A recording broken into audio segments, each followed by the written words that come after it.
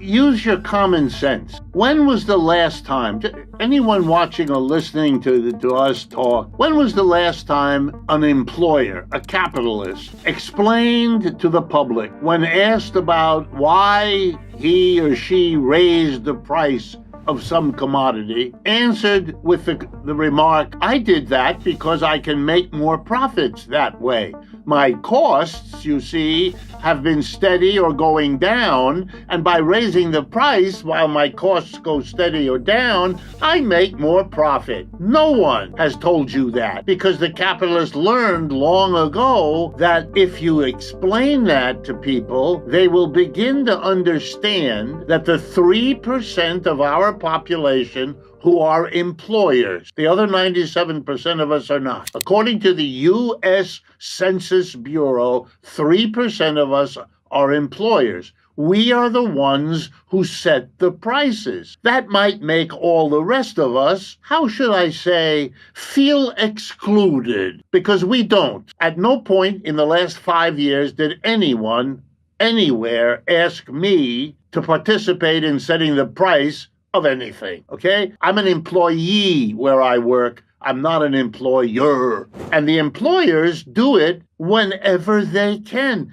And we actually know that. We know they're not held back by anything. We've heard phrases like, charge whatever the market will bear. Well, that's a not so nice, polite way of saying, grab it when you can. Nowadays, when prices are going up, every employer raises prices. You know why? Because the easiest, simplest thing to say when asked, why are you doing that? You answer, because everybody else is. In other words, the employer class as a whole has each of its members saying that because all the other members of this club are ripping the population off, I get to do it too. In fact, most capitalists know that they will be held to account by the shareholders of their company if they don't raise the prices every chance they get. So you don't need to look for tariffs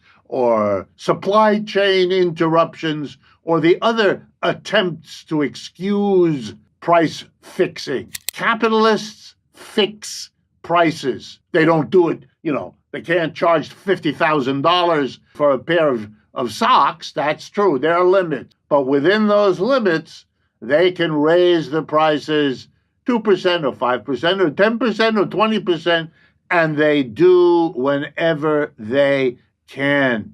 And by the way, blaming Mr. Trump, however much fun that might be for you, doesn't get at the problem. This is not a peculiarity of his.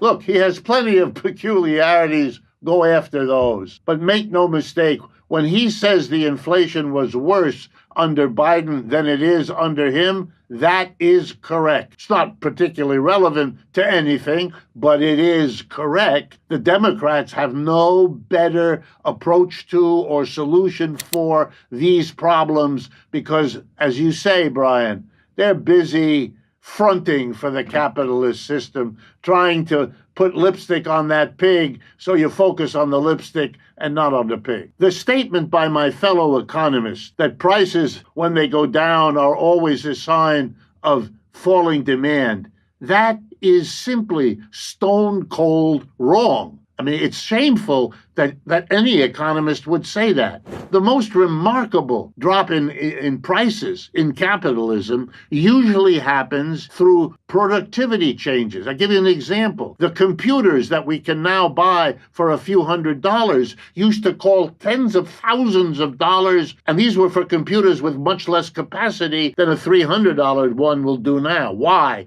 Because in many countries, U.S., China, and many others, an enormous effort was put in to bring down the cost of something deemed to be valuable. When human beings can mobilize to lower productivity, to raise productivity and lower costs, then they can achieve all kinds of gains. It is not true that to get prices to come down, we have to face a recession. That is pure propaganda to try to dissuade folk from making the demands that thankfully the comments that you read show people are seeing right through the subterfuge. And that's a very good sign, as you point out. Here's what they're doing. It's as if, I'm going to give an example, no different from theirs. It's as if we got a sermon, and a sermon said to us, you shouldn't be upset that prices are going up. And here's the reason. One of the prices going up is for alcohol. And wouldn't it be nicer if fewer people got drunk because they couldn't afford the higher priced alcohol? And you'd have to stop, scratch your head, and say, that doesn't deal with the problem, and that's a lame effort to distract attention from what the issue is. And exactly the same with what you just read to us. It is a truism in economics that you teach students that what you want in a capitalist economy is what we call steady prices.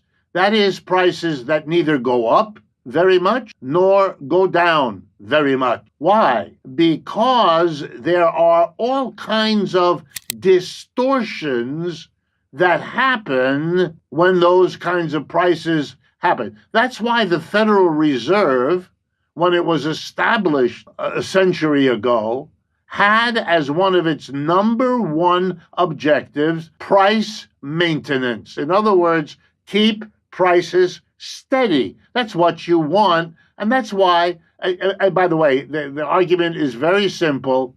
It allows both the producer, who makes decisions about production, and the consumer, who makes decisions about what, where, and how to buy, to be able to count on the prices today being more or less what they will likely be next week, next month, next year. The reason we have the Federal Reserve is that the capitalist system by itself fails. Let me say that again. Fails. Oh, one more time. Fails to maintain the price stability it says it wants. It's sort of as if we have a kind of neurotic admission that we can't control our own economy, which of course we can.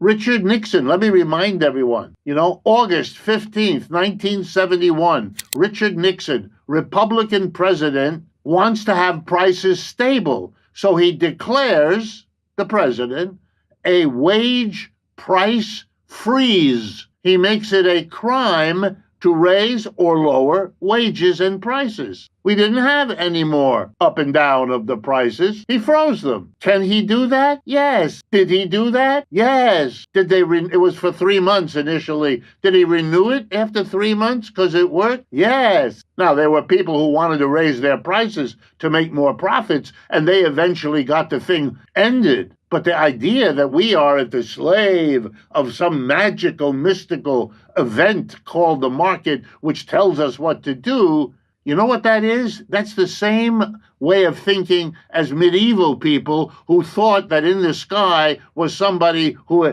made things happen each day in your life from beginning to end. Now, some people still believe that. I respect that. Those people should believe that God is also controlling the market. The rest of us don't. The second thing conventional economics teaches is that, yes, if you have prices going up, you get into a problem. Here's the problem that's taught to students. As prices go up, people start calculating how to adjust to that fact, and then they make decisions that aren't good. For example, I don't need a new washing machine. But if I notice that the price of the washing machine is going up every couple of weeks, I'm going to buy one sooner rather than later. And by wanting to buy one, I help drive the price up because everybody else is doing that too. In other words, not only does capitalism fail to keep prices stable, when prices go up, inflations, they tend to be self-reinforcing and therefore become dangerous. Because as prices go up really fast, then any money you've saved is losing value with each passing week. And that makes you make decisions you would not otherwise make. And so finally, they teach students the exact opposite. What are the problems if prices are going down? Well, here's one. If the price of your washing machines are going down, even though you need one, you're going to stay with the old one a little longer because you're hoping next month, next year, to buy that machine at $300 less than you would have had to pay if you bought it this week. And that reinforces the downturn of prices because nobody is selling anything because everybody's holding back. For all those reasons and more like it, we have this stupid advice from the Wall Street Journal or wherever you get it, taking out of context what I just explained and telling people you should be grateful that it isn't a deflation. No, you shouldn't.